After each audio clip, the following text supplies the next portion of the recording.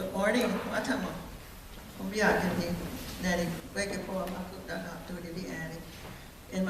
That's in my table language, just greeting you and welcoming you here to our sessions. And as an opening prayer, we want to do a little centering activity. And our co-presenter, Ana Maria Sanchez, is going to lead us in an activity. So I'll turn it over to her for the opening.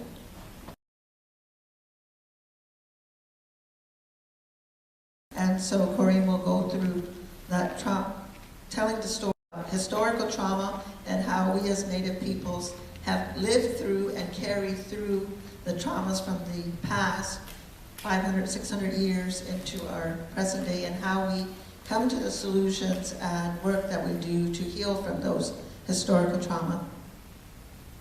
The historical trauma piece is really wanting to start with the beginning, with the end in mind, right? Table, to know that our healing can come from Mother Earth, the land, the air, the water. So it's also a remembrance of the trauma that we experience.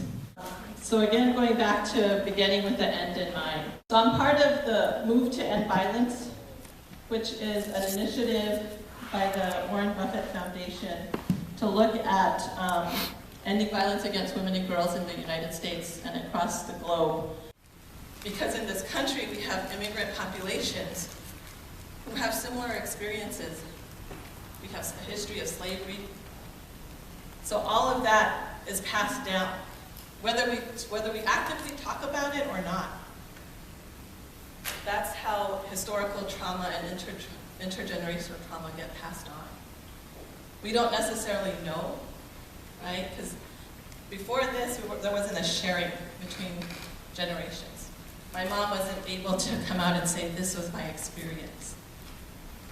I wasn't able to really talk to my grandparents and great-grandparents about this. My grandparents on my mom's side both died through alcoholism, violent deaths. There's been numerous suicides in our community, relatives, family members, young people, right? So how do we hold that pain? How do we carry on, and how do we become that cool girl? How do we become the one who overcomes? And so part of this process of this intergenerational trauma and explaining the historical trauma and the individual traumas that happen and how those pile up on us, so that we're not leaving the next generation to carry these bags, right? That's our job here. Our job here as people, no matter what age you are, is to begin to open these bags, to release that gas, that guilt, that anger, that shame, and to lighten the load. So I was in Alaska dealing with a panel on child sexual abuse because that really is my passion. It's my history. It's something I want to address and stop in my lifetime, and I think it'll be possible. Where I was panel with these elders, and the elder woman said that as we heal ourselves, we heal our ancestors. As we heal ourselves, we heal our ancestors. So learning Reiki, learning massage, learning ways to release that trauma unburdens yourself, but it also unburdens this generations behind you. And part of that process, for me at least, was around finding my voice, which happened when we went to the World Conference on Women, the first World Conference in China, right? That was my spark to activism. That was my realization that there were women across this globe who faced trauma and genocide on an ongoing basis, right? That in my comfort, in my reservation, even experiencing all of this trauma that I didn't face that direct threat. That these women saved years for them to just be in that room, for them to share their story. And I was like, wow, what am I doing? You know, I'm 20-something, I like just go shopping. I wasn't even aware of, the immigrant women who dye our socks white. I wasn't aware of the children who were forced into war, the young women in Africa who face genital mutilation, right?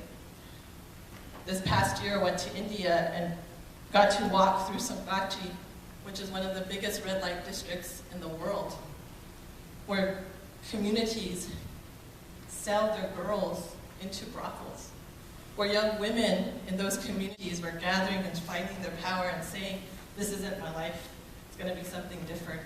We met in circles with women who had given up their daughters to, I don't know, something like boarding schools, but different. But that, they saw that as their only option, right, to save their children, to save their girls.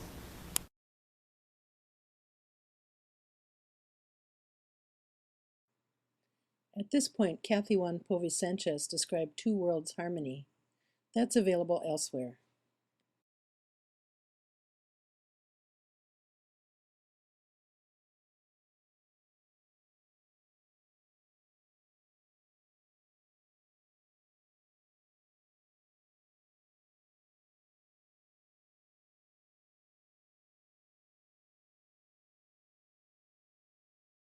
But we had they call them sagas, the mamos and the sagas from the Sia Madres.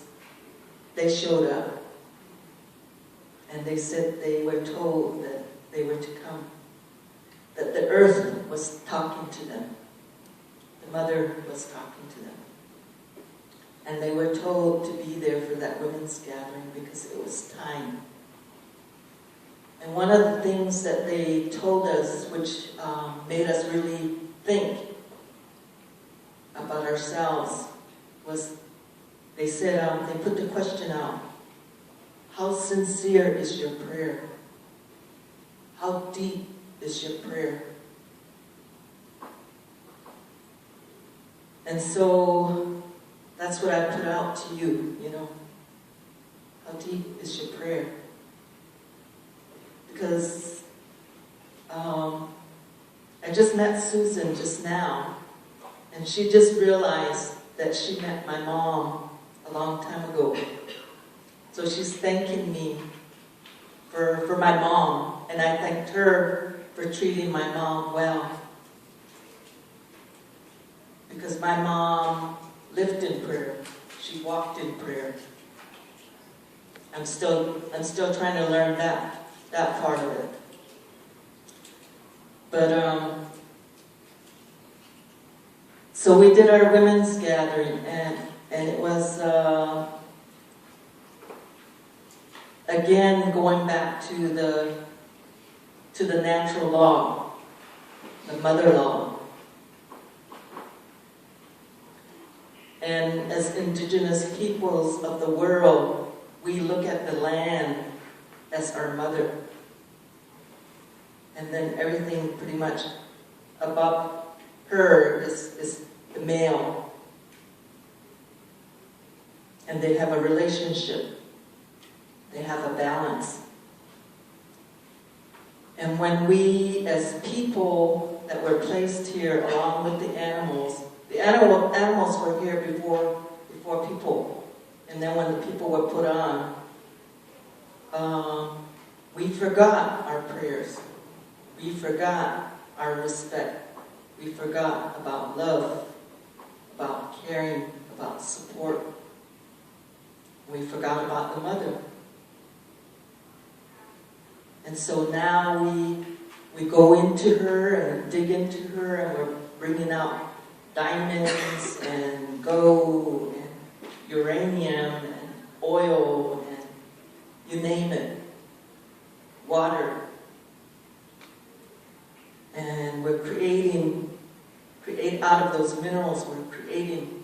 And what we're doing is we're almost like when you go into the dirt and you mess up the dirt, the dust goes up. Well, that's what we're doing, is we're creating this chaos all over the world.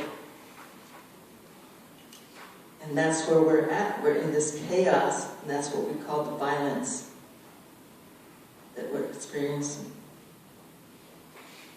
So our work is to remind the world that we are caretakers of the land, and that we all have a responsibility to the earth, to the mother.